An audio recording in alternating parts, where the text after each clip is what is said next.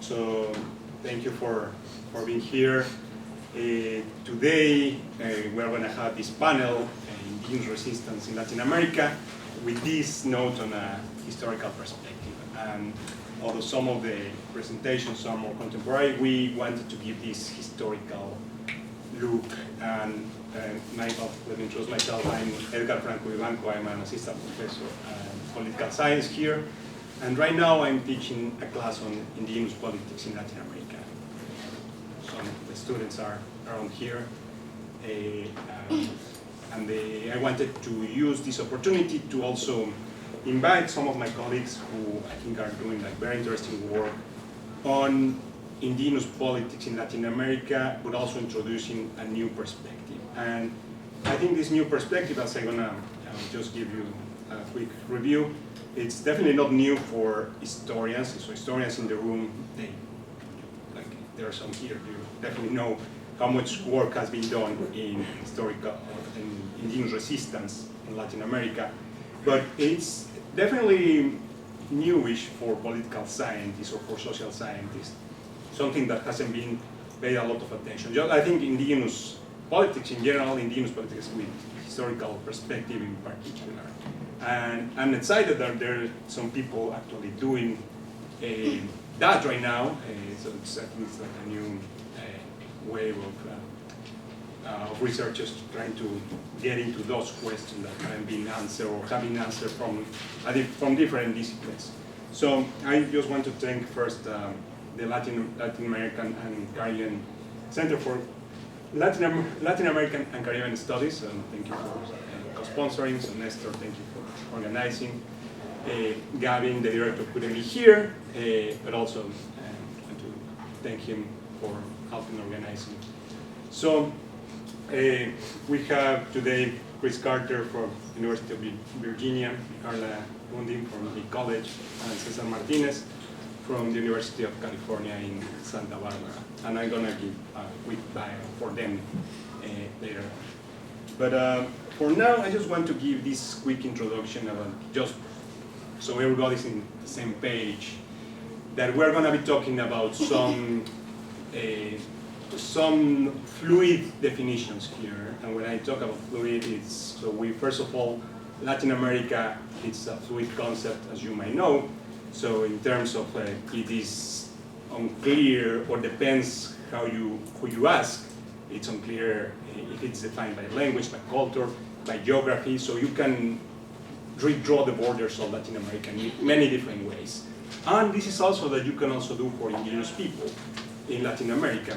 So this is some data, some survey data, asking about how people self-identify as indigenous or how people identify as indigenous or not. And we can see that they're, depending on how you ask the question, depending on who asked the question, the variation is huge.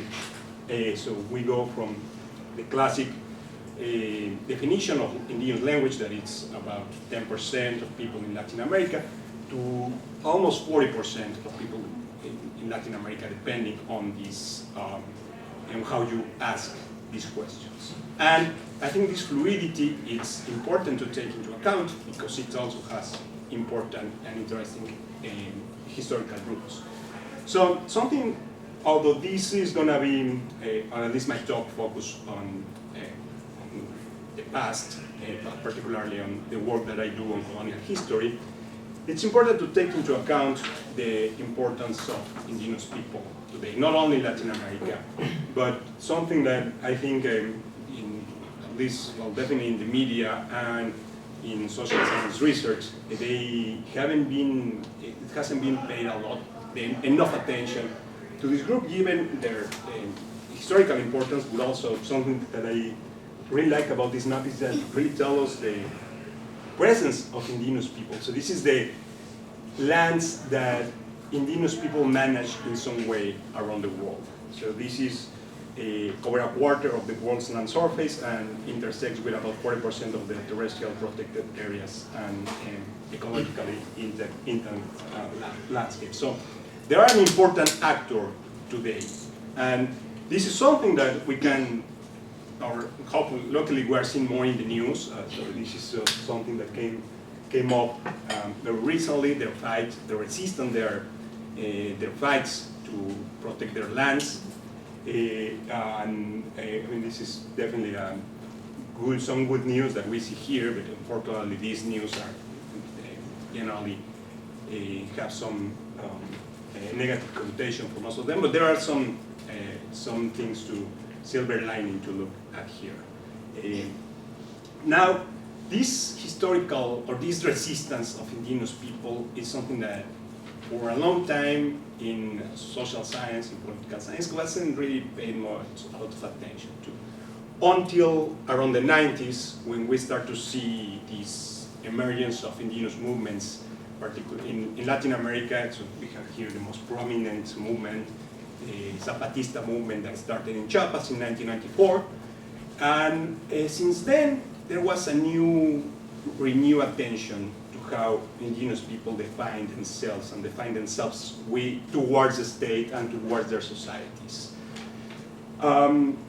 There's been a lot of new interest about these movements, particularly in the Declaration of Indigenous Rights in 2007. And we start to see more and more. We start to see political parties that emerge with this ethnic component in Latin America. But something that I've been paying attention to, or something that has interested me for a long time, is how this history of indigenous resistance is really it's all history. So it's, what I mean by that is something that didn't start in the 90s, didn't start in 2007, although most of the books and the research that we see focus on that period. It's something that started a long time ago. It was really when it started with contact with these Europeans that arrived to these lands. And as we see here, some mainstream history that we have been told about these interactions with between indigenous people and these European conquerors is that, well, there was Spaniards had larger advantage. They had horses, they had weapons, and for that reason, it was very easy for them to subjugate and to conquer even these large civilizations like the Aztecs or the Incas. So this is really the mainstream history that most people, and still I think is very common, and for us who went to school in Latin America, is that we hear in our textbooks, we see in the murals, in public buildings, we read of course many stories, but really when we start to actually look into this, what happened in this in history, it was obviously more complex than this. So what I like about this painting is that if we see here very far in the corner, we can see that there are some other an indigenous army that is marching towards Tenochtitlan. So this is a depiction of the conquest of Tenochtitlan, what is today Mexico City, which we see, of course, Hernán Cortés, with his horse, like this, the Spanish army depicted like very prominently in the center. But here in the corner, we see this indigenous army, which was really the army who actually defeated the Aztec Empire. So the story here was that the Aztec Empire, as an empire, had a lot of enemies, that it saw this opportunity of the Spaniards arriving to these lands to actually defeat this empire. And in terms of numbers, we can see that there were probably about 50,000 of indigenous allies, probably only 1,000 of Spaniards. So really, this was an indigenous a war of the enemies of the Aztec Empire against the Aztecs. Obviously, what happened after defined history in many different ways. There was epidemics, but at least in this moment, what I just want you to see is how these strategies of indigenous resistance started very early on. And this is something that we see in many different ways. So this is a depiction of the Codex Florentino. which is a history. So after this conquest, after there was a series of epidemics that they decimated the indigenous population, but there was a lot of interest. There was some specific people, some indigenous intellectuals that were interacting with mainly the Catholic, the missionaries who arrived to Mexico, who were interested in knowing a little bit. But this is more about the story that they wanted to tell, and they use these documents to preserve this history, and they did it in very interesting ways. So this is, for example, they did this with this codex and with these stories that they told about what was happening, how was indigenous life there. So this is created by indigenous people. They use maps. They use maps to draw the borders of their lands. They were very interested in maintaining their communal lands. So we see these depictions of maps that they were drawing to bring to the central colonial power, that they were now the main power in these lands, to actually tell them, well, we want to protect our communal lands, and we're using these different means. This is a pictorial mean, and we can see many, hundreds, and probably there were even thousands of maps. Some, not all of them were preserved, but we can see that this was a constant element. Something else that then, after a certain period of time, with the interaction with colonial institutions, they also started to adapt, not only to use these maps, but also to use actual petitions. So petitions that had a whole legal meaning, a whole legal understanding. So they show in this petition the whole legal understanding of how the judicial Spanish system worked and how they use it to work on their favor. And this is really what I mean. So this is the focus of my research on indigenous resistance in colonial America. The use of these petitions that, well, as we can see, they were, at least in what is today Mexico, they were prominent all over, particularly in central Mexico. And this is a story. This is just to show you the scale of how indigenous people. So this is at the beginning of the Conquest War between the Aztec Empire and or what is called the Conquest War, and I put quotations here. But the point here is to see that due to epidemics, indigenous population decreased around 90% in less than 100 years. And obviously this changed balance of powers in many different ways. Still, in the indigenous population in Latin America and Mexico, they continue to use these documents in many different ways. And this is something that I'm trying to decipher using modern text analysis techniques, and to actually try to read these documents in a different way that has been done by a lot of many historians who can tell us a lot about the specific documents, but actually reading. These are thousands of documents that we have here. So it's I'm using some text analysis techniques to actually get some elements of this interaction between indigenous people and the colonial powers, and really just to take a step back a little bit and tell, well, why was this institution existed in the first place? Why the colonial ruler wanted to create this institution to allow petitions for indigenous population, and why indigenous population really wanted to use this institution at all. My argument is that, well, while we have been seeing this relationship between colonial ruler and indigenous population seems to see definitely in political economy, historical political economy, political science. The paper that I guess we all read is this kind of extractive relationship that definitely existed, but it was definitely more complex than that. You have a colonial ruler needed to have these agents to control their lands, to extract resources, And there was a principal agent problem here in which settlers not always did what the colonial ruler wanted. There was some effort to create some larger bureaucracy to control these agents, but still the problem was still persistent. And how for the colonial ruler to maintain some indigenous population that was healthy enough to keep them extracting and to control these agents that they have in the colonies.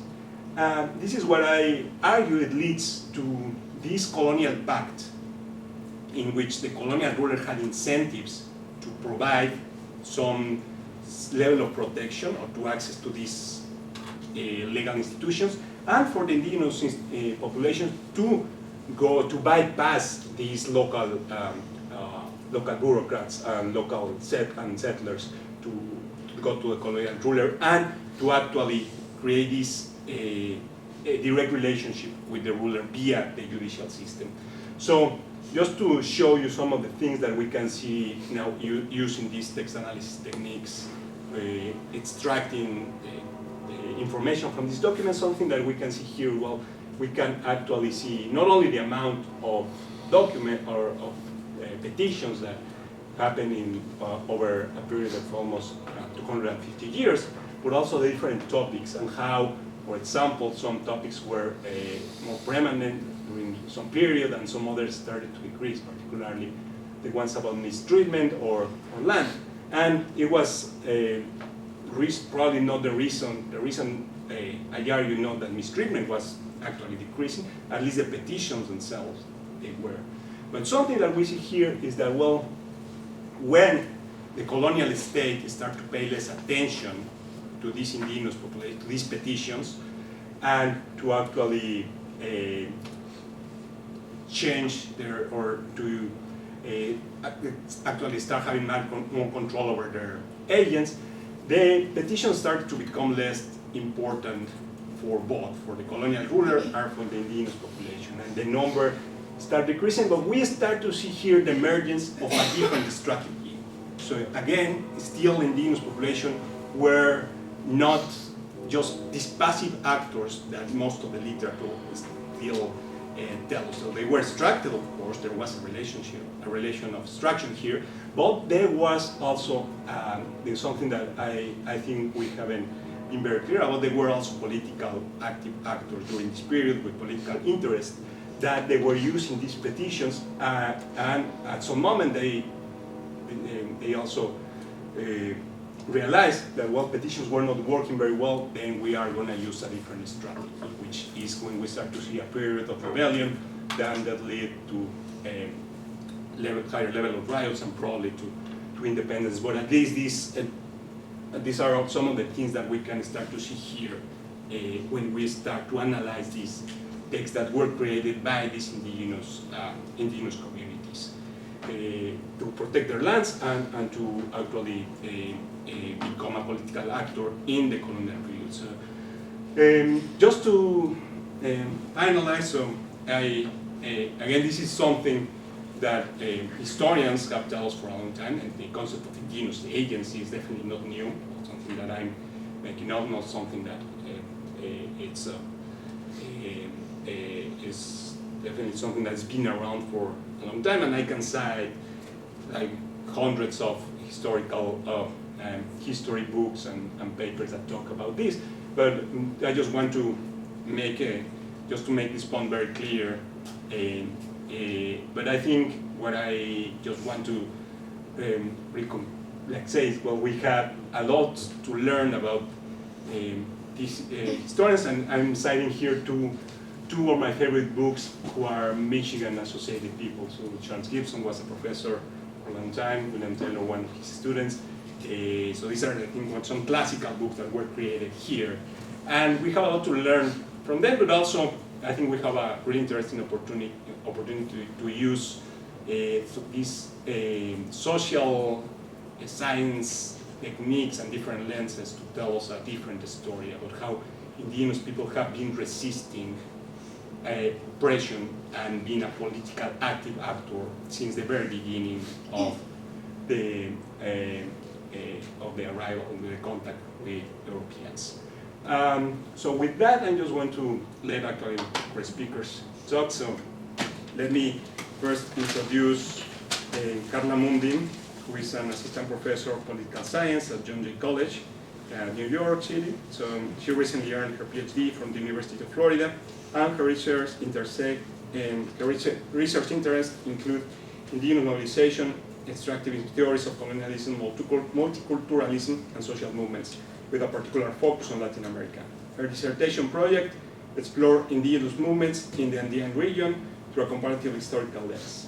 As part of this project, she has conducted field research in several regions of Peru and Ecuador. In a recent article published in Politics, Groups and Identities, she argues that indigenous women in Peru were strategically engaged the concept of territoriality in their dual struggle for collective indigenous rights and individual rights as women. Prior to joining John Jay, Dr. Mundim worked as a comparative politics editorial assistant and interim book review editor for Perspective of Politics. So, Karla, thank you so much. Let me pull up your...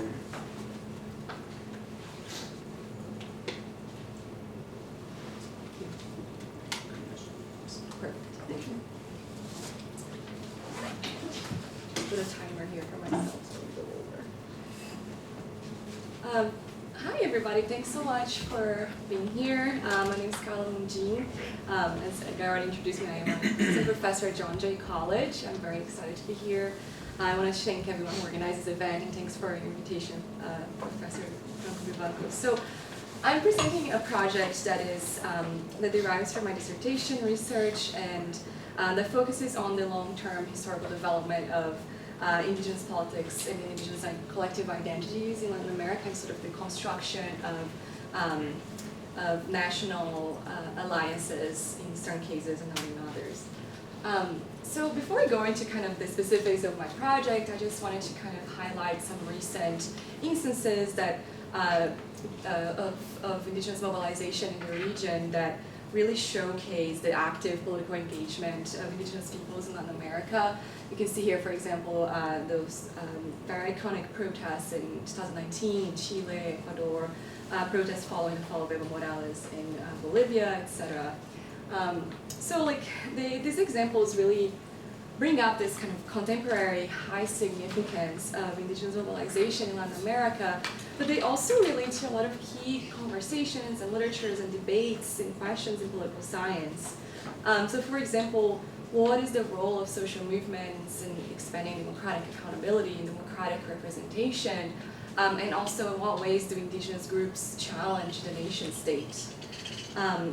So for this project, I focus on two countries in the Andean region that are highlighted here in green, smaller countries, Ecuador, and orange is Peru. They're part of this specific part of the Andes called the Central Andes that also includes Bolivia. And you'll see a lot of work in political science that focuses on this topic, looking at these three countries comparatively because they have a very high percentage of indigenous population and a lot of shared historical traits as well. Bolivia is not part of this specific presentation, but it's part of my broader research agenda. So in this project, I'm asked why are appeals to indigenous identity more likely to become politically mobilized in some cases and converge on the national scale in some countries but not in others. And specifically in the context of this project, why has indigenous collective action in Ecuador being able to unify a lot of diverse indigenous ethnicities from both the lowland and highland regions, when in Peru this mobilization remains much more limited to the local and regional levels? So this idea of movement convergence is like a central concept here. And it refers to this ability of different indigenous movements to unify, to build alliances on a national scale. And it's like emphasizing a lot of this active construction, active strategies of movement building. So yes, a lot of local or regional movements exist in all of these cases, and they're extremely influential and like active in many ways. But my focus with this project is on the national scale. So I often refer to like an indigenous movement as singular. That is not to say that there is only like a unified, homogeneous kind of movement at all. But this centers the importance of framing strategies for social movements. And in particular, I'm interested with this project on the construction of a broader national indigenous category, like discourse that is able to be more inclusive of the massive ethnic diversity within both of these countries. And the Andean region is a particularly interesting place to look at this because we see a very clear dichotomy geographically between the highland and the lowland regions that present extremely like a lot of historical and cultural and economic differences. And so based on how much they differ, it's very impressive to see like active strategies for unification and building common solidarity in these regions. So for this project, I look at the effects of certain key colonial historical legacies, and I started out with a closer look at the case of Peru, and then going out from there to compare it to other cases. And as I mentioned before, Peru and Ecuador share a lot of broad historical similarities, but only in Ecuador have indigenous peoples been successful at forming a unified social movement on a national scale. So I spent some time doing field work for this project, interviewing contemporary leaders of different indigenous organizations and also observing a lot of events. But a bulk of this project has to do with a very extensive review of the historiography as well.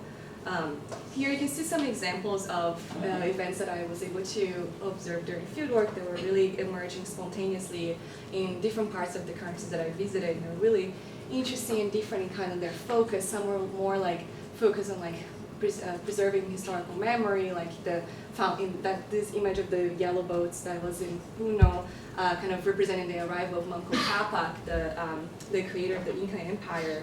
While on the top there we see a protest going on in Ecuador that was much more kind of like focus on kind of present struggles that communities were facing at the time. For example, like hydroelectric construction in a very important river in the Amazon region that would affect a lot of the local communities. So it was a very insightful sort of experience to see how some of the concepts and ideas that were, part of the historiography are playing out and being like kind of strategically used by indigenous movements on the ground right now. Here is a kind of the main, like short and summarized version of my framework for this project. The argument that I'm developing here is that basically starting with variations in the availability of natural resources and labor in different parts of the territory at the onset of the colonial period really influenced the nature of colonial exploitation in these areas.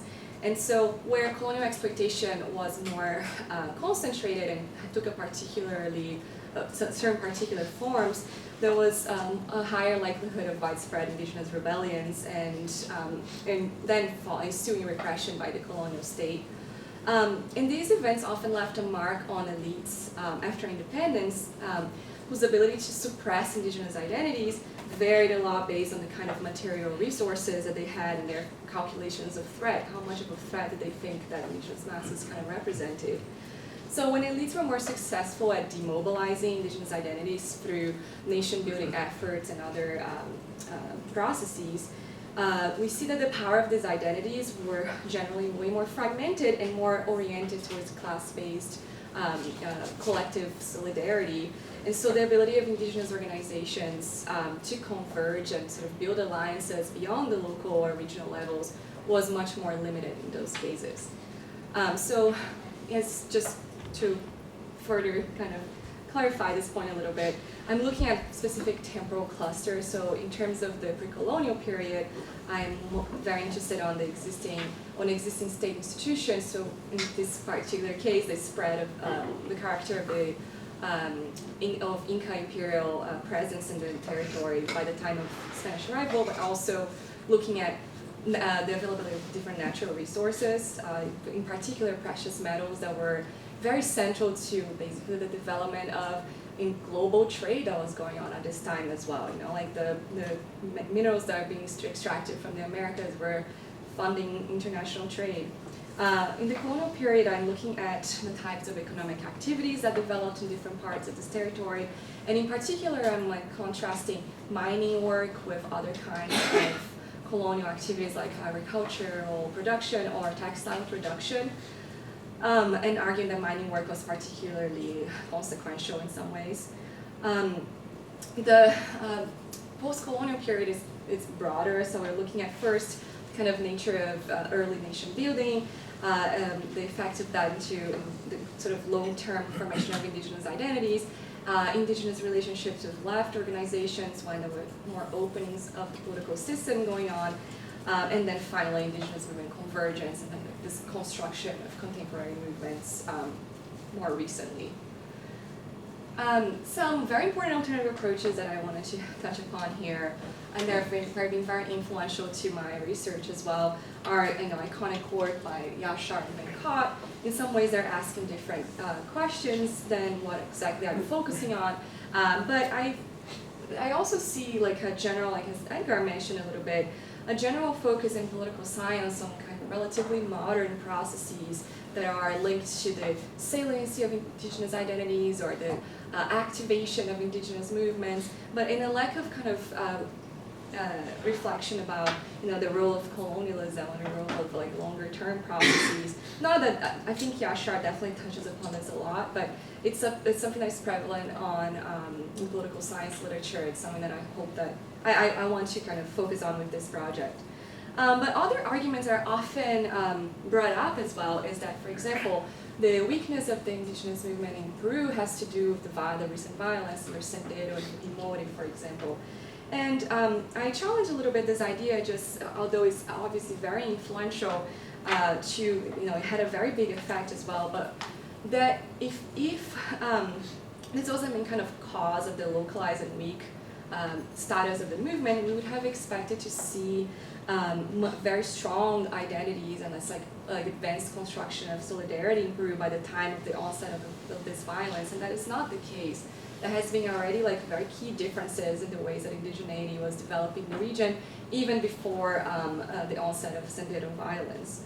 And finally, this idea of focusing on country size or indigenous population size, I've seen arguments that talk about Ecuador having a smaller indigenous population makes it easier for them to have a more articulated movement. However, in some ways, having a smaller population can kind of make it harder for solidarity building. And you see, if you see the case of Bolivia, for example, that has a very large indigenous population, like in Peru, but a much more mobilized regional movement, kind of contrasts a little bit of that approach.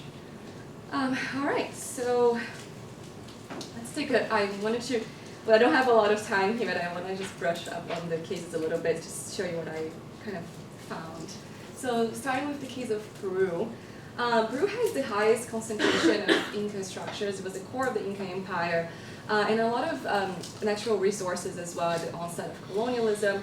So you see that I observed that colonial institutional penetration in this region was very concentrated, and colonial extractive activities had placed a very heavy emphasis on mining of precious metals in particular areas of the territory of modern-day Peru. And so you see also the resistance episodes to the colonial state in this region, in particular region, especially in the south, escalated significantly under the leadership of Tupac Amaru in the late 1700s. And there was a clear link between the distribution of the mines and the Mita system of forced labor with these rebellions. There's a little illustration here that shows on the first map the distribution of the Mita district, and then on the second map where a lot of the different episodes of conflict were taking place during the late 1700s rebellions and Katari and Amaru. And so after independence, Creole elites in Peru were very much haunted by the memory of the rebellion and really feared the upheaval of the masses in the country and pursued a very heavily assimilationist nation-building project that was quite centralized in some ways, at least comparatively in the Andes. So as a result of this development, the character of nation-building led to a little bit of had very severe consequences for the following framing of indigenous identities and grievances in the 20th century that tended to emphasize class much more heavily than ethnic-based identities. So as the 20th century progressed, indigenous alliances with class-based movements tended to be more on the co-opted side, with indigenous leaders entering into alliances as junior partners and not necessarily being included in political decisions that would affect their communities. And so there are very few incentives to form like broader alliances beyond alliances with class-based movements. And facing so many obstacles, indigenous resistance remains largely localized in Peru. I want to raise a little bit of an exception here, which I've observed during field work, which is the activism of indigenous women-led organizations in Peru that have been much more successful at bridging these geographic and ethnic divides. And that's something that I'm also interested in as kind of part of my broader research agenda, because they oftentimes felt excluded from broader indigenous organizations and formed their own and have been very successful in unifying on a national scale. But in Peru, you have also a lot of important regional organizations like IDESEP in the Amazon region. However, in the Andes, where a majority of indigenous populations are living, there is like a lack of formal organizing overall. In Ecuador, we see a much different story. Exploitation during the colonial period was more disorganized, and mining was never a major colonial activity. There was not a lot of mining of precious metals found in this territory. So one of the main activities to develop was textile work in the obrajes or workshop. And then although this was including, there was a lot of extreme exploitation going on as well, it had a few benefits in comparison to mining in terms of where the textile factories were located, etc. So there were a lot of resistance in episodes on the more local level, pockets of resistance, but this never escalated to the level that we see in Peru and Bolivia under Amaro and Catari. So after independence, elites were not necessarily as threatened as they were in Peru, and nation building was not as centralized. We see nation building kind of being at the hands much more of the church and of hacienda leaders than of the state. Hacienda owners, sorry. So indigenous exclusion wasn't necessarily as effectively achieved overall. In the 20th century, the kind of alliances that emerged between indigenous communities and the left tend to be more mutually beneficial because you see a weaker left as well.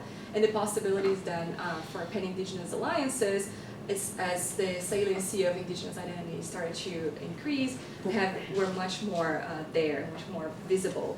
So this solidarity led to the creation of a very important indigenous umbrella organization on the national scale, which is CUNY, and a National Indigenous Party in Ecuador that is actually feasible politically.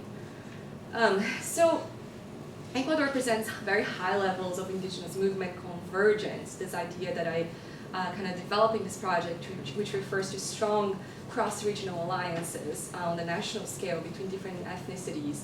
You can see 3 photos also that I took during fieldwork here of protests going on very close to each other in 2019 in completely different parts of the country, in the Amazon, in Cuenca, in Highlands, and then in Quito, capital city. And this really illustrates the very impressive coordinating capacity of the Ecuadorian national movement that has been where subsidiaries of the CUNY national organization have been involved in the planning of all of these events. They all had to do with similar struggles. So some of the conclusions of this project then are stated here. The formation of collective identities, including indigenous identities, is something that takes place over a long period of time. In terms of highlighting practical avenues for future movement building, I think the project highlights the ways that indigenous peoples in these cases face a lot of challenges, both today from extractive industries that continue to be a big threat, but also, especially in the case of Peru, there is this important historical kind of cultural obstacle related to a very long history of indigenous shaming. And so if activists want to build a strong indigenous movement in the country, that they'll have to do a lot of work to kind of break out of these generations of subjugation there that really affect people's self-esteem, etc. And finally, the relationship between class and ethnicity is a key relationship here. There were certain circumstances where class-based movements had the effect of downplaying ethnic grievances with long-term consequences to indigenous mobilization in the region. All right, that's it. Thank you so much for being here.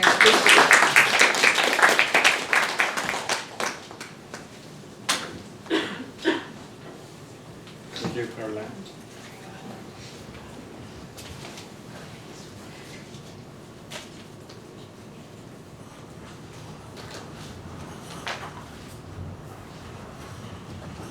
All right, so the next speaker is Chris Carter, who is an assistant professor in the politics department at the University of Virginia.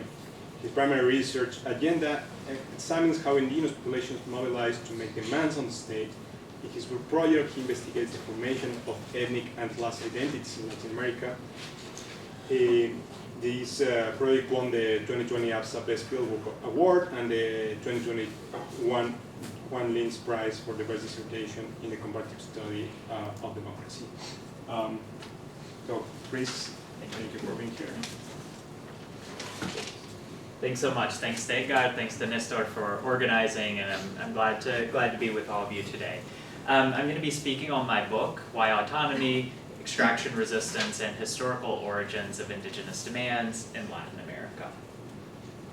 So in recent years, scholars have converged on an idea that autonomy is the universal want or even need of indigenous groups.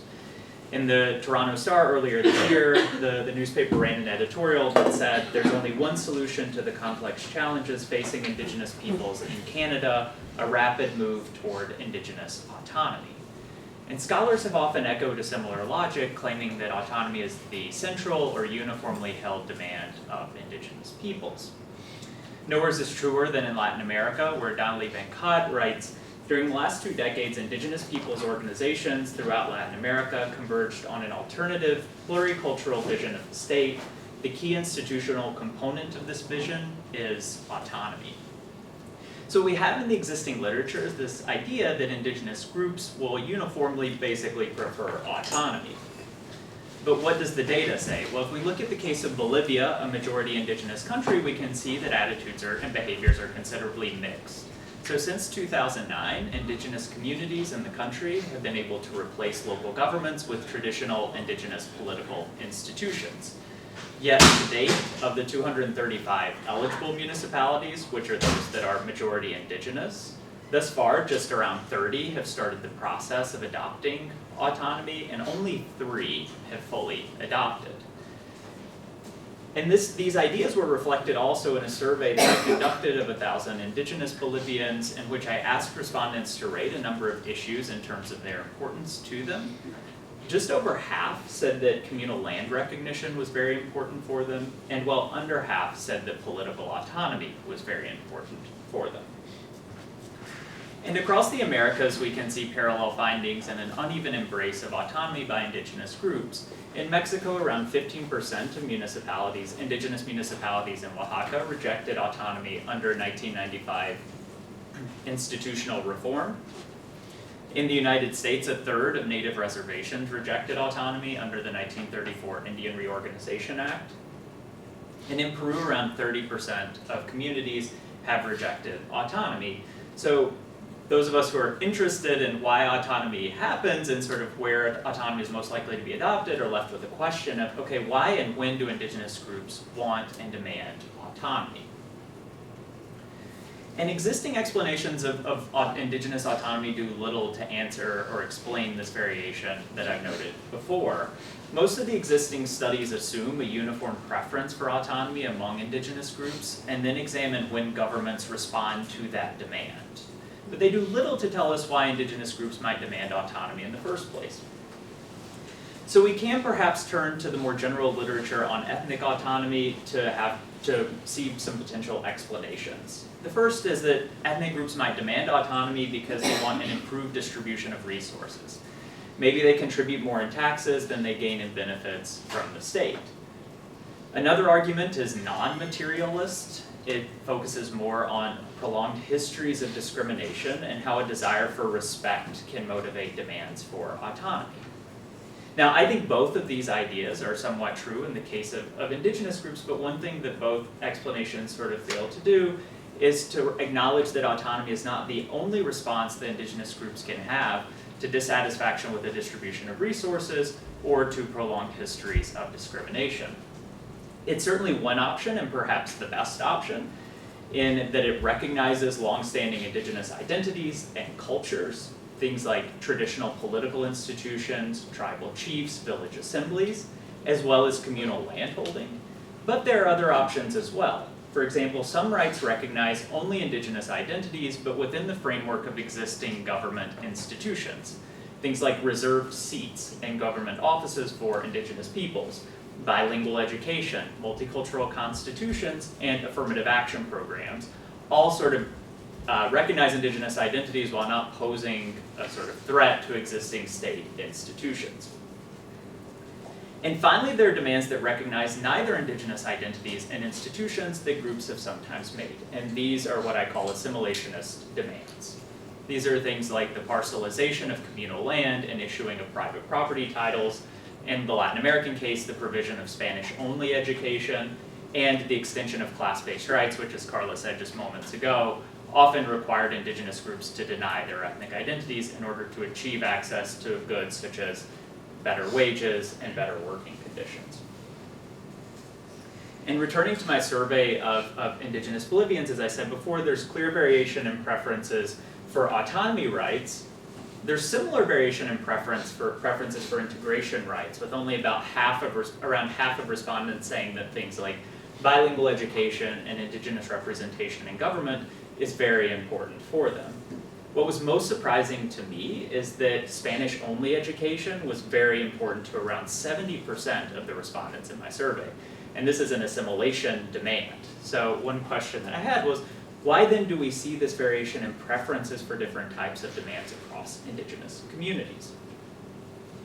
And when I think of communities, I'm talking about sort of local level, geographically defined units that are similar in structure to what many of us would think of as a village. These tend to be located in remote and rural areas, and they're comprised often of a community leader or set of leaders, which I'm going to call loosely elites in this case, and between 20 and 500 community members. And I'm going to argue that community demands for autonomy arise from experiences with extraction at the turn of the 20th century, roughly from 1880 to 1940. And given the wonderful work of Karla and Edgar, you might say, okay, but why focus on this period and not colonial era extraction?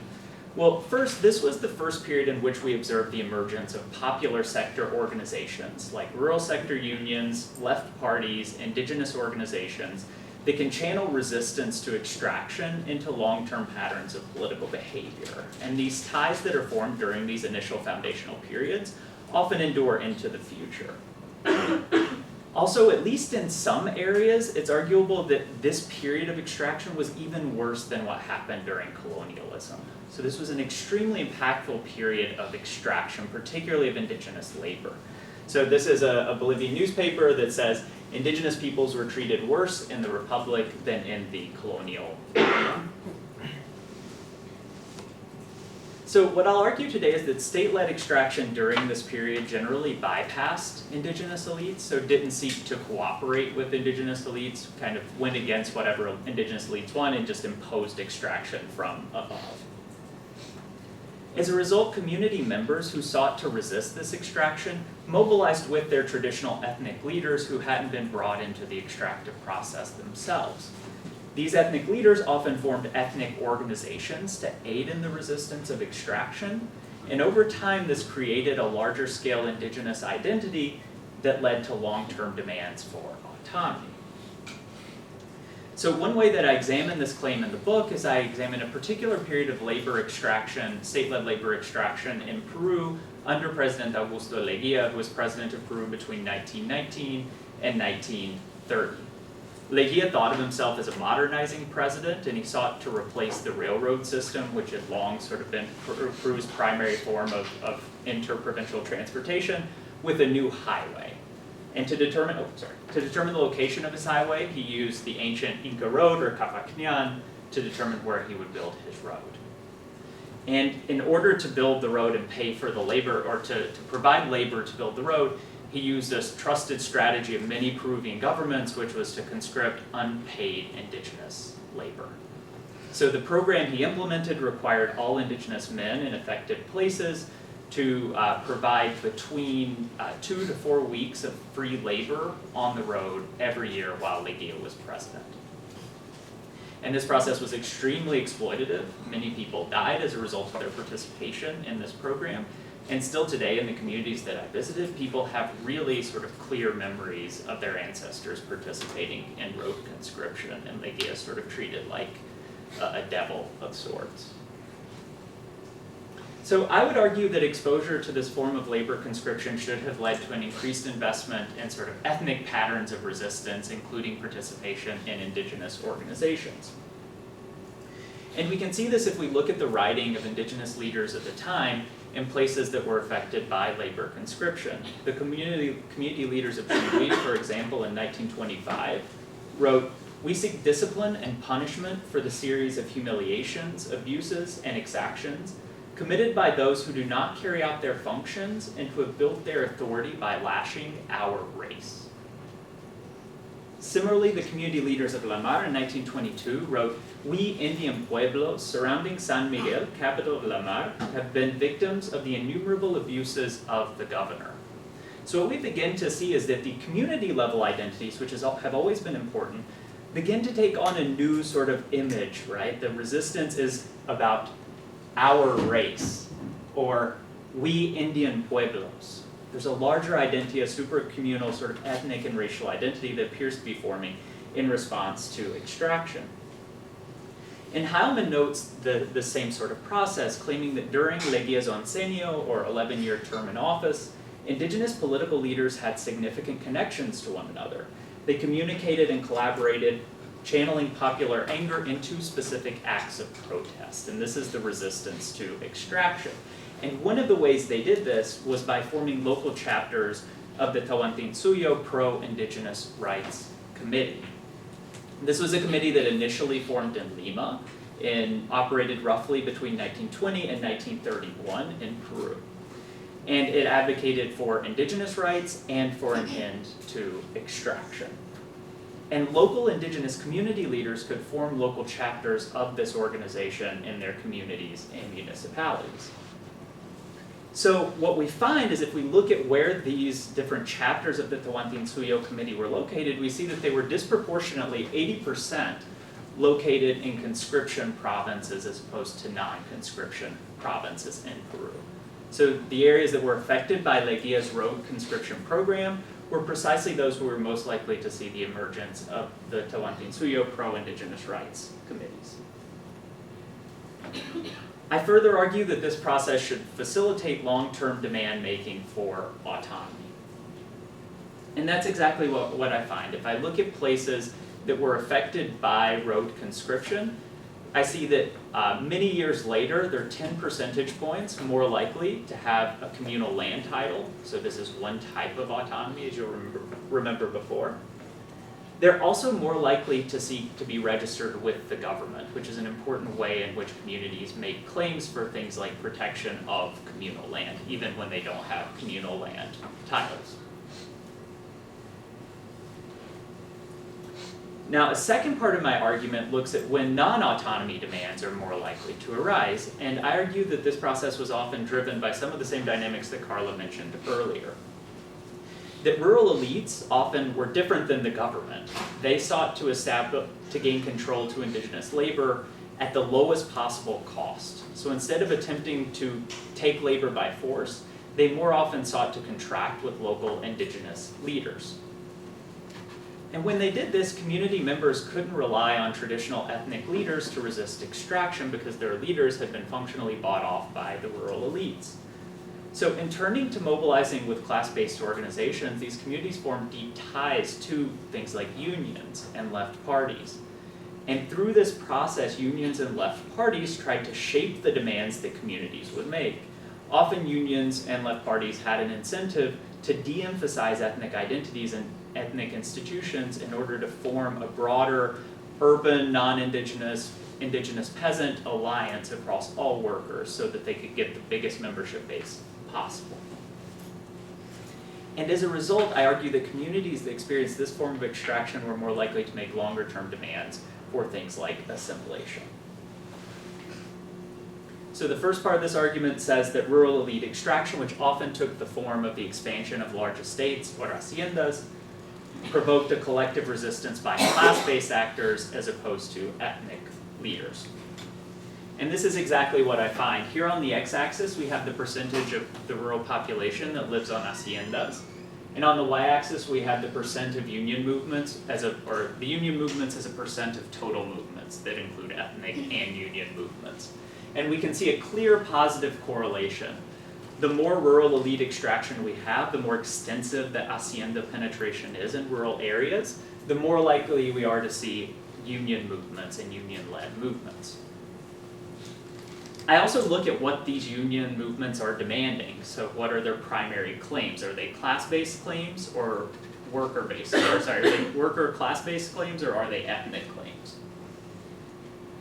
And I find that where hacienda penetration is the greatest, we see more workers' rights movements as opposed to ethnic rights movements. So to summarize, in my book, I show that when communities experience low rural elite extraction and high state-led extraction, the most likely outcome is collective mobilization in support of ethnic identities and institutions, which generally leads to demands for autonomy. Where instead state-led extraction is low and rural elite extraction is high, I expect collective mobilization for neither ethnic identities nor ethnic institutions, which are assimilationist demands. Probably the most interesting case for me are those in which communities experience both forms of extraction, in which we see indigenous elites and unions form alliances and mobilize together, in a case in which ethnic identities are emphasized through collective mobilization, but ethnic institutions are not. And I'm happy to discuss more why that's the case in the Q&A, but that tends to lead to demands for integration. And finally, there are cases where there's low state-led extraction and low rural elite extraction. These are very rare cases in which communities just experience no extraction, but where they do, I expect very limited mobilization because these communities have de facto autonomy. And as I say, these are empirically a very small number of cases. So to conclude, I think this project does something kind of novel in that it analyzes unexplored variation in indigenous groups' demands. And in doing so, I think it sort of encourages to rethink sort of what does inclusion mean in post-colonial societies, especially for groups that say they want something different than we might expect them to want, right? Those groups that don't want autonomy. And then finally, I think empirically it's important to understand when do indigenous groups actually achieve autonomy. If we know what groups' preferences are, we can understand better when they're more likely to take up government policies that recognize their autonomy and when they make demands that encourage or force the government to offer more robust forms of autonomy, or in the US case, sovereignty. Thank you so much.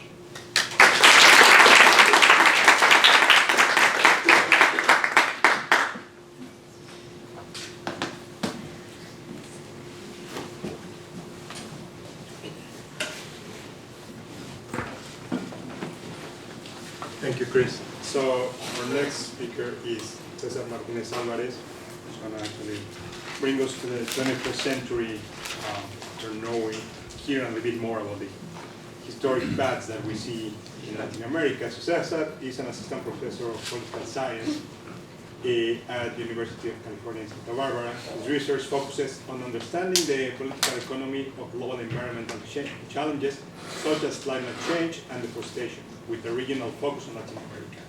His recent work focuses on the impact that extractive industries have on local communities, as well as the politics of the energy transition. He holds a PhD in political science from the University of California, LA, a master in international policy studies from Stanford University, and a BA in international relations from El Colegio de Mexico. He was a Donnelly postdoctoral environmental fellow at Yale School of Environment. Prior to graduate school, he worked at Mexico's National Institute of Ecology and Climate Change. So, Cesar. Thanks. So hi everyone, thank you very much for being here. Thank you, Professor Franco-Vivanco, for the invitation. And today I'm going to be talking about extractive industries and indigenous resistance in the 21st century. And many of the challenges that my colleagues discussed previously in this panel have continued in the 21st century. So there are very systemic issues that have remained for a long time, but other issues have emerged. And in particular, for this presentation, I'm going to be talking about the globalization of extractive industries, mining, oil and natural gas, agribusiness, and how that impacts local communities, in particular indigenous people. So I'm going to talk about the intersection between the protection of the land, defense of the territory, and extractive industries. So the broad question that guides my presentation for today is how do mining concessions, particularly in Mexico, affect indigenous communities, and why do they resist or not this phenomenon. So as previously mentioned, indigenous communities own and have rights to vast swaths of land in the world. This is the map that Edgar showed before, shows the distribution of indigenous lands across the world, so they encompass all continents, vast areas across the world. And there's a lot of research in the social sciences that shows that indigenous peoples are very effective stewards of the land. So basically, indigenous lands have lower rates of deforestation, higher rates of biodiversity, like better in terms of environmental protection, and in particular, there's a lot of research showing that providing property rights and communal rights to indigenous communities is a good environmental strategy. It's a good strategy to reduce deforestation, to combat climate change, among other issues. So this is a map showing the distribution of different types of land tenure structures and different forms of environmental protection. But this is overall, there's growing evidence that this is the case and that protecting indigenous lands is an effective environmental policy in addition as well. So, however, these lands are also very valuable for other reasons other than ecological value and their status as home of indigenous peoples. So these lands are also quite rich in terms of minerals and metals, oils and natural gas, or just fertile soil for the agribusiness. And as Chris and Karla mentioned before, some of this, the presence of these natural resources has driven and shaped political economy dynamics for centuries in the region. So for example, this map here shows in yellow indigenous communities in New Zealand, and then in red it shows the claims that one company, only one company has across the Amazon region. And as we can see, there's like a lot of this in Brazil. There's just one case happening, but there's this happens in many other parts of the world. For example, two other cases are, I think, really interesting. One of them is the Yasuni reserve in Ecuador. It's probably one of the most biodiverse places on Earth, but it's also the place where most of the reserves of the oil in the country are located. And there was a very interesting constitutional referendum a few weeks ago about what to do with the oil resources in this area. And another one is Capullalpan de Mendez in Oaxaca, Mexico. Has a very rich ecosystem, very successful strategies of community forestry for many decades, but it has also faced the presence of a mining company for many decades, and finally I think there was some resolution in that sense. This is a picture of Capullalpan that I took during my field work.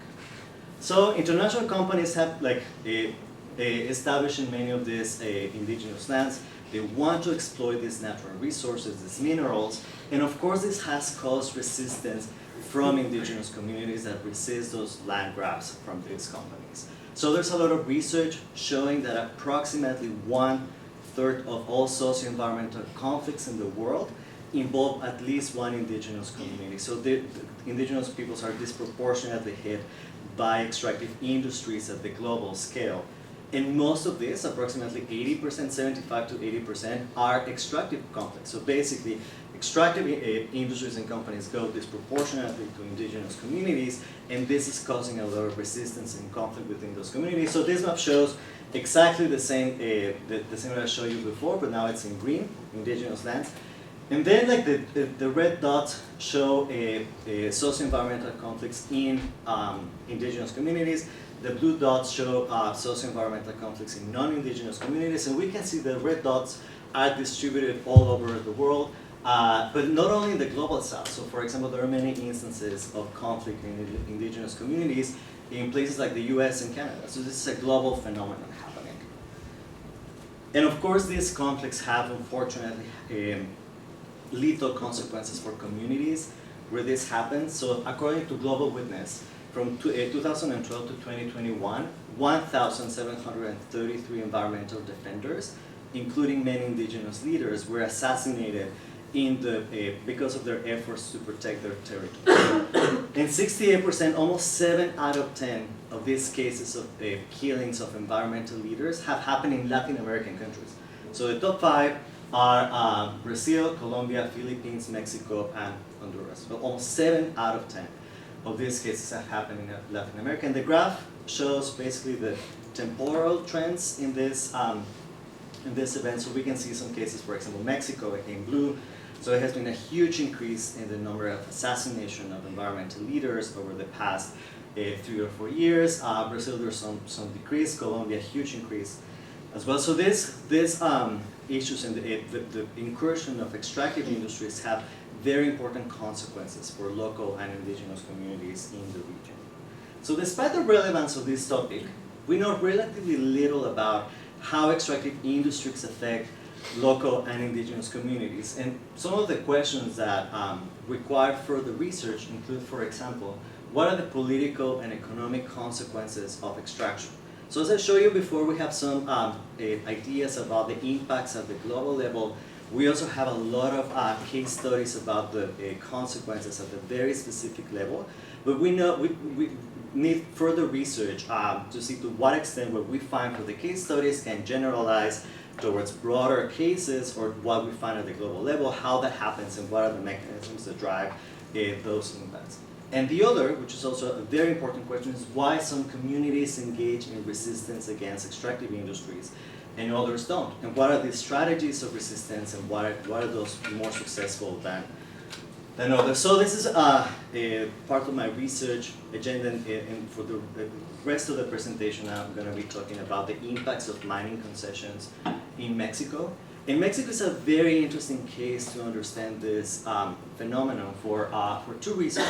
So the first one is, like as Edgar mentioned before, the country has been a leading exporter, producer of minerals and other commodities for centuries, for 5 centuries. There have been 3 waves of extraction, so one of them during the colonial period, another one in the early 20th century, and the most recent one, which is also called the super commodity boom, started in the 1990s, and I mean, it still continues, but the most important period ended up by 2015, 2017. And the second reason why Mexico is an interesting case is because of the land tenure structure of the country. So approximately half of the country's territory is owned by indigenous and local communities in what is known as ejidos and comunidades agrarias. So not all of them are indigenous, but a significant proportion of those are. And from a research perspective, there's an important feature of this land tenure structure is that all of these communities have exactly the same territorial structure. So they have commons, they have individual parcels, they have the urban settlement, they have the same constitutional standing, which means they have the same set of rights and obligations regarding land tenure vis-a-vis the state.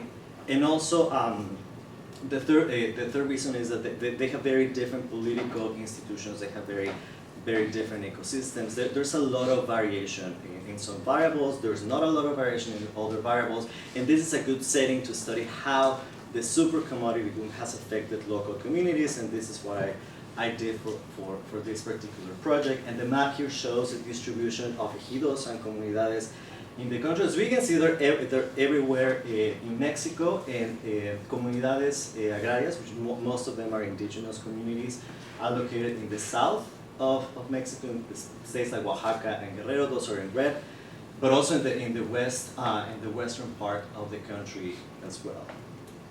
So I'm going to highlight 3 findings for this research project. So the first one is that there's an increasing overlap of mining concessions and indigenous communities from 1990 to 2017. So basically during these years, mining concessions received approximately 20.6 million hectares of land from the government to establish mining concessions and mining operations. And in many cases, communities do not know that these concessions exist. There's a formal mechanism of consultation, but it's rarely enforced. And communities know about these projects once they started, once they're on the ground. And I think this is a conflict as well. So during these years, from 1990 to 2017, approximately 3,800 communities have had more than 10% of their surface overlapping with the mining concession. So more than a tenth of the territory now is overlapping with mining companies. It didn't happen before. And this is approximately 11 new communities exposed to a mining concession every month during this period. So what this map is showing here is in the top map shows all the mining concessions of the country. As we can see, they're everywhere in Mexico, mostly in the north and west part of the country. And then in the second part, it's the overlap between those concessions and indigenous and local communities, which is basically those communities that have more than 10% of the land covered by a mining concession. So we can see they're also spread across the country, mostly in the west and center, north, but also on the Pacific coast, along the Pacific coast as well. So this is the first finding for this particular project. There's an increasing overlap between mining concessions and indigenous communities. So this is another way to see the scale of the super commodity boom. So there's three plots. In the top we have the number of mining concessions, in the second one the total surface in hectares, and the third is the average surface of those concessions. And the x-axis show the years from 1940 to 2020. So we can see that starting in the 80s and 90s, there's a huge increase, not only in the number of concessions, but also in the size of concessions. So there are more concessions, and those concessions are much larger than what they used to be. And most of the metals and minerals that are associated with those concessions include coal, iron, gold, silver, etc. So there's a lot of them as well. Now the second finding that I want to emphasize for this project is that mining concessions have tended to establish in more disadvantaged communities. So meaning that more marginalized communities have been at higher risk of being overlapping with the mining concession. So, so for one part of the project, I calculated the drivers of being overlapping with the mining concession, and I find that isolation, for example, how far they are from cities, the elevation in meters above the sea level, the type of soil, the type of forest that they have, all of these factors are relevant in explaining why, or predicting why a community may be overlapping with a mining company. And the second one is that they also tend to have worse socioeconomic outcomes and worse access to public goods and services. So that is the other finding from this section of the project. And the graph here is showing basically on the x-axis communities that are located within 1 kilometer from a mining concession, then 5 kilometers, 15, 25, and 30, being like what I want to do here is seeing how distance to a mining concession affect different outcomes. And the variables that I'm analyzing include, for example, percent of access to electricity, percent of literacy, population, and population change. And we see, for example, in the top left graph that as communities are close to mining concessions, they tend to have worse access to electricity, for example. So on the top right, we have something similar for literacy. Communities are within 1 kilometer from a mining concession, they tend to have less literacy than communities that get farther away. And as localities move from the concession, those differences do not exist anymore. So this is showing that places close to an extractive project tend to have worse socioeconomic conditions as well. And this is another way to see the data. So these are 4 states in Mexico: Guerrero, Oaxaca, Chiapas, and Jalisco. And the colors basically indicate how far or close a locality is from a mining concession. So all of those are dots in the map, although I think they look a little bit bigger. But basically the ones in red are within 1 kilometer from a mining concession. The ones in orange are 5, 10, and 25.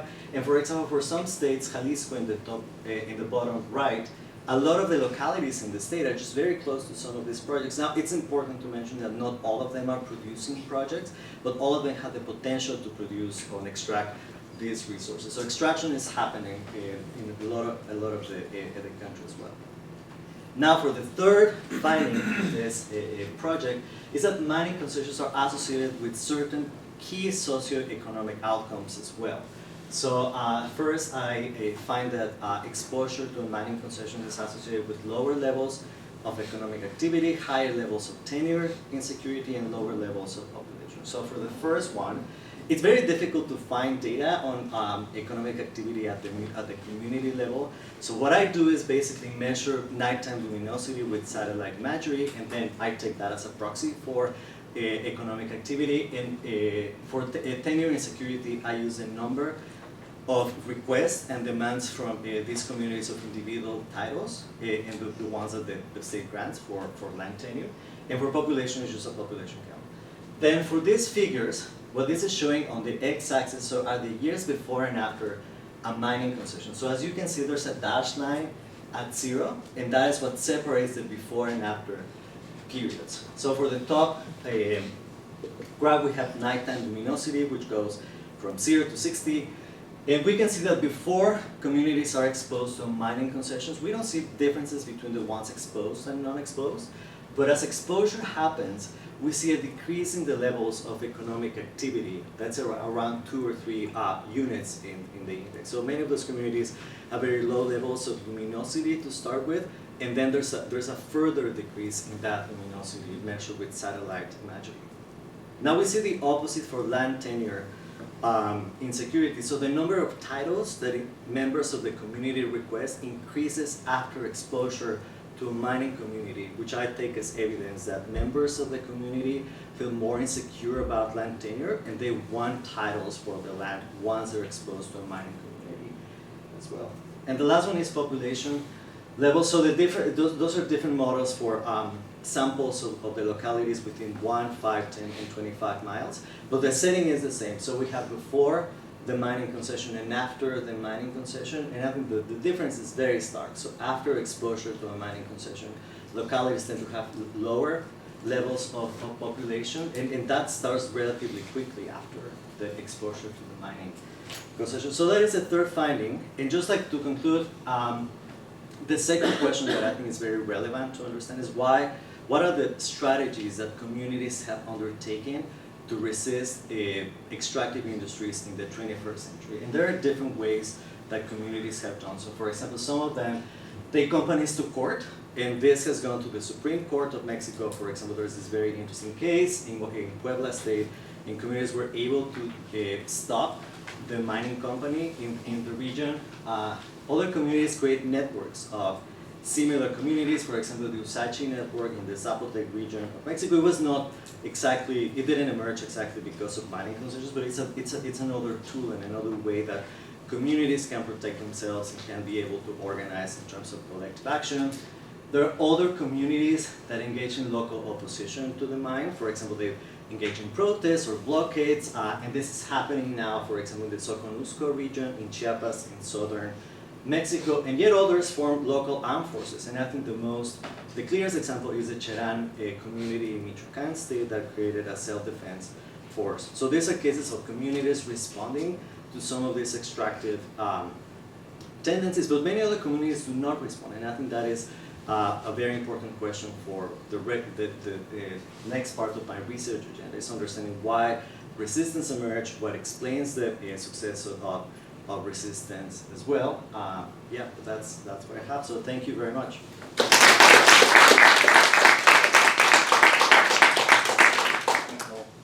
Thank you, Cesar, and to all for speaking. So I know that during Michigan time you might have to run, but I think we can still have time for a couple of questions. So maybe we can just collect 2 or 3 questions from the audience and see if we can just respond them in 5 minutes. So, yeah. I just have a quick clarifying question for your presentation.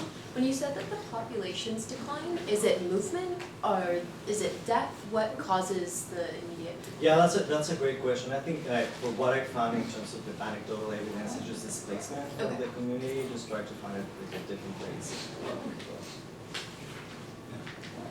Any other comment or question?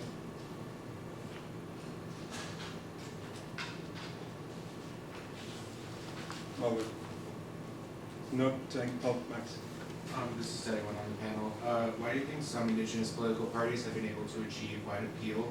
And does opening indigenous parties to more populist rhetoric cheapen their purpose or expand their political ability?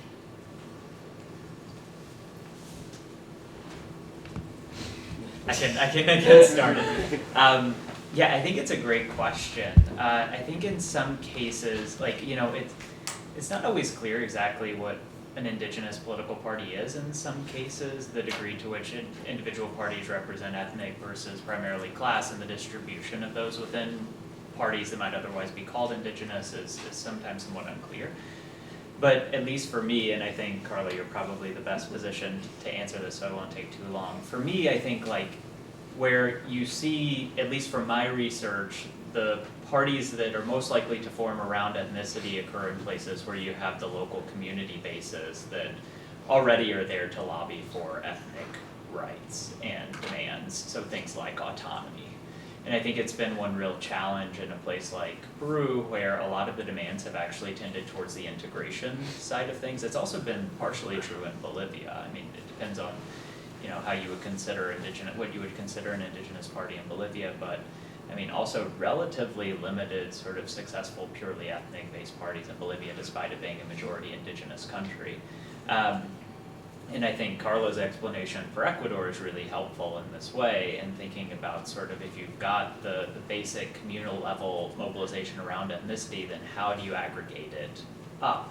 And I think you could probably add.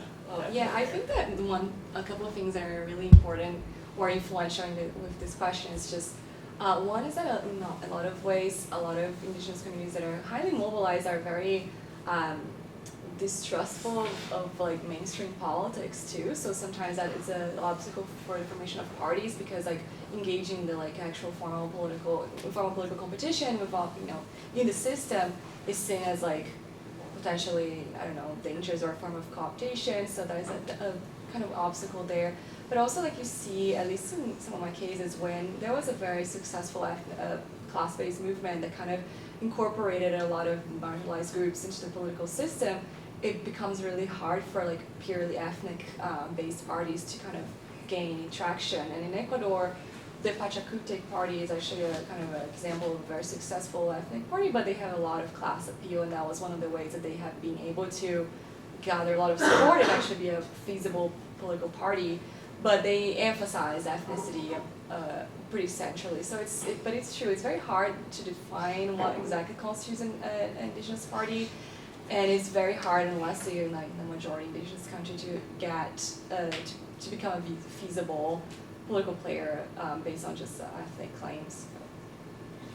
Karla, for Cesar, so do you have any? What's your theory about how? I was very interested to see how these communities use very different methods. Yeah.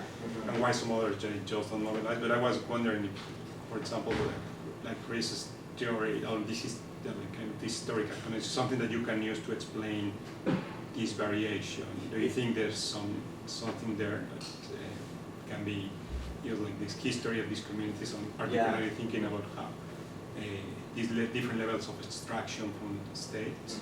Yeah, definitely. And I think two elements are crucial here. I think the first one is political institutions within those communities. In particular, I think the ones that have longer histories of collective action, they're probably more likely to use that potential for collective action to further collective action. And I think there are some very interesting cases, for example, communities fighting against logging concessions from the government in the 70s and 80s. Now we're much better able to use those resources, the networks, the channels, institutions, to fight against, for example, mining companies in the 21st century. So I think pre-existing stories of collective action is one of the most important mechanisms. And I think the other one is formal institutions within those communities. I think it's interesting because the space and the options for communities are very small in Mexico in terms of resources and institutional capacity, but they still have the opportunity, for example, to create their own norms of resource use and appropriation, for example, with community charters. And I think it's very interesting that many of them have placed bans on the extraction of natural resources. Now, the extent to which that is enforced by the government, I think is a different thing, but at least that creates the expectation that in order to participate in the community, there needs to be some form of consultation, or at least to have that explicitly said within the norms. So I think the informal histories of collective action, I think that matters a lot. The institutions for local resource use and management, that's another very important point as well. Yeah, I mean, it's kind of interesting too, because so much of the decision to extract in some places versus others might be based on this history of collective action, right? Mhm. Like, that these concessions might be targeted to the places that don't have that demonstrated history because they're less likely to resist. Yeah, So it's a exactly. really interesting question Yeah. you have to think about sort of when that comes about. There's also this really interesting book by Moises Arce and some co-authors that just came out recently on how communities mobilize to resist extraction, but also sometimes when communities support Yes, mining yes, extraction. yeah. Mhm. And sometimes what happens is that a mining company will come in and pay off Yeah. a certain number of communities and create these divisions that make collective action really difficult. And Yeah. some people will benefit a lot from getting employment Yeah. or other concessions from the mining company, and some people won't, which might be another reason we see this variation And I think in it's resistance. that's a super interesting question in comparative perspective in Latin America, which is, I think it's as related to the structure of the mining industry. In Mexico, it's very, very different from other countries in the sense that a very little of what's extracted goes to the community, if anything. Everything goes like to the government. There were attempts to create a local fund versus in other parts of the region. Yeah, exactly. So there are more there are ways to like basically bring the resources down, and I think that affects as well collective action potential. Well, running out of time, but I think this is a good place to stop and really to get to with the message that even though I think I like what you said, that even these communities have a very little space to act, or they are very limited, but even because the level of extraction and pressure there, it's pretty from other actors, but even they're something, a central thing that we see perhaps we have seen for 500 years is these different ways in they have act to use strategies to resist and protect their interests, their lands, and their culture. So thank you so much for being here. Thank you for the panel. Thank you for coming and for to our co-sponsors.